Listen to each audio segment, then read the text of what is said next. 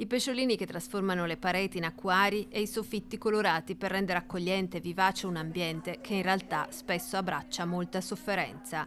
Sono belle le stanze della nuova terapia intensiva pediatrica dell'azienda ospedaliera universitaria di Padova. Un ritorno a casa dopo un lungo restauro costato 973.000 euro e durato più di 3 anni, che ha completamente trasformato i 340 metri quadrati di reparto. È una casa rinnovata proprio dalle fondamenta e soprattutto un ambiente accogliente per chi lavora e soprattutto per i bambini che dovremo assistere qui dentro. La degenza nel reparto critico va da una media di 2-3 giorni post intervento chirurgico fino a diversi mesi quando si tratta di patologie complesse o attese di trapianti. Svegliandosi si trovano a vivere in un ambiente che non è ostile come spesso capita nei reparti di terapia intensiva. Il fattore principale è la corsa contro il tempo, 10 i nuovi posti letto, in attesa della futura costruzione del nuovo ospedale pediatrico patavino. Noi contiamo assolutamente di poter uscire con la gara nelle prossime settimane in maniera da poter